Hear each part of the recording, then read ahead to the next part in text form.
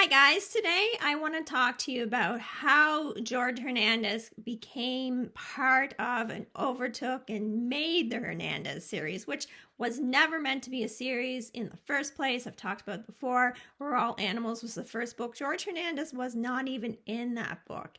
He came along in the next book, which is this one, Always Be a Wolf.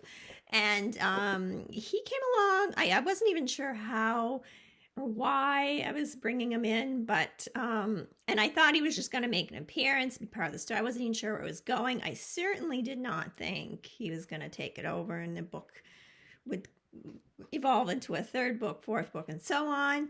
But it happened. So for those who don't remember, those who may not have read Always Be a Wolf or the entire series, when did Jorge Hernandez come in? How did he come in? Why? There's a lot of things that kind of brought him into the series. I'm not going to get into them all, but I think the main thing to mention would be when he meets Chase. So you have to remember Chase Jacobs was the protagonist for the first two books in the series. In fact, I started this series, which I didn't mean to start, as I said, because of this character Chase. He seemed very interesting. I wanted to kind of learn about him and what happened and why he was in the situation he was in. Anyways, the point is, if you want to know more about that, check some other videos out. I have a whole series on the Hernandez series.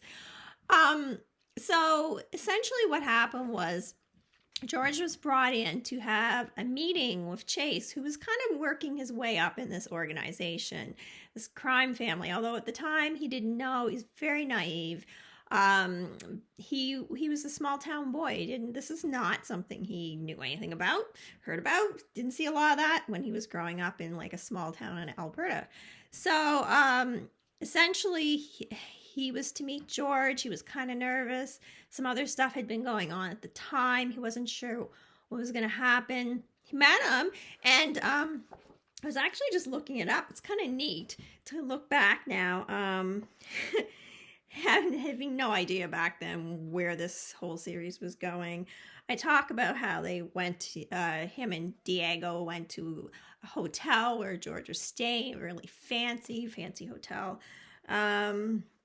This is when the door opens and George and Chase Jacobs first meet. I say the man appearing on the other side of the door was nothing like Chase expected. About the same height as Diego, he looked more like a movie star than an average businessman. So back then, of course, Chase did not know he was a criminal. He just knew he was a, how did he put it? Silent investor into their company, which at the time, I'm not going to get into that, but it was sort of a whole thing they were doing. It was a way to get some money into the not into the country, launder money in this country for him. Anyways, again, not going to get into, I don't want to start backtracking on a whole bunch of stuff. With a sparkling smile, friendly dark eyes, and perfectly styled shiny black hair, Chase briefly wondered if this was the reason Diego seemed a bit nervous about the meeting.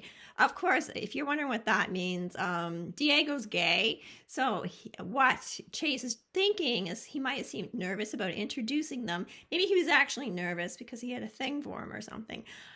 Like I say, you got to remember, small town boy, he does not have any experience. He's just kind of trying to figure it out as we go along. He figures it out eventually. And it says how he wore an expensive suit, gestured for them to come in, and he closed the door. He immediately began to speak in Spanish, then stopped. Oh, wait, does your associate speak Spanish?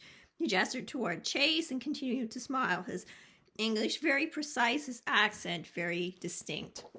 Now, this is, again, when they first meet. And I won't read the whole thing, but essentially he has them sit down, he has some coffee, he has some little treats for them. And by treats, I mean actual food, not like any kind of drug thing or whatever. I better clarify that. With treats, with Jorge Hernandez could mean a lot of things, especially back then when he was more into that. So, yeah, he says, these delicacies from the I guess that's where you would use like very specialized, nice little desserts and stuff. I don't know the proper term. I'm probably used the wrong one. I don't want to record this whole video because I screw up the term. But so we'll just keep going with that. So there's little treats like I think I said strawberry tarts and all this. I don't know. And you know, he's like, hey, have some, enjoy yourself. You know, we can treat ourselves once in a while, a little bit, you know, it's not great for you, but a little bit of anything is small, fine, and in small amounts. And it kind of leads into this conversation about drugs. And somewhere along the line, Chase kind of wakes up, wait, this guy is in the drug game. That's what he's getting at. Now, of course, if you read further in the series, Jorge Hernandez kind of gets away from that and goes into legal stuff with such, maybe not such legal ways of dealing with problems. However, he's evolved, you know, He's, you know, got away from the drug thing. Not 100%, still into the crime thing, but that's good. That's why we love him. So essentially that's how they meet, and that's when Chase learns what he's getting himself into, and then they have another meeting later, which is kind of interesting. I just kind of stumbled across it when I was looking at the book. I'll just very quickly talk about it. He is telling Chase, who's very green, very shy, not shy, but nervous. He's very, you know, he's not a criminal at this point. He's saying, you know, I need you to take care of this girl.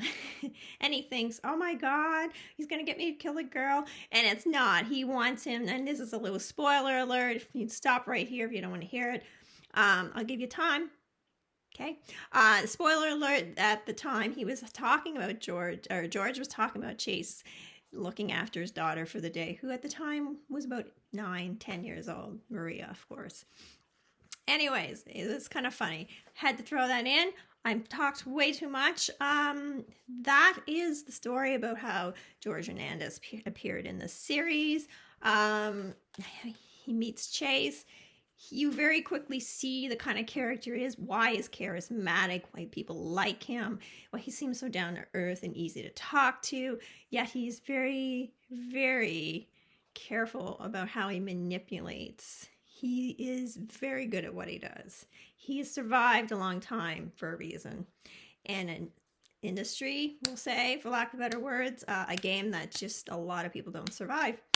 Anyways, guys, thank you for checking out this video. Like, share, subscribe. If you hit the bell, you'll get all the notifications as soon as I have a new video out. I do about one a week or so, depending. Depends. Anyways, thanks, guys. Have a great day.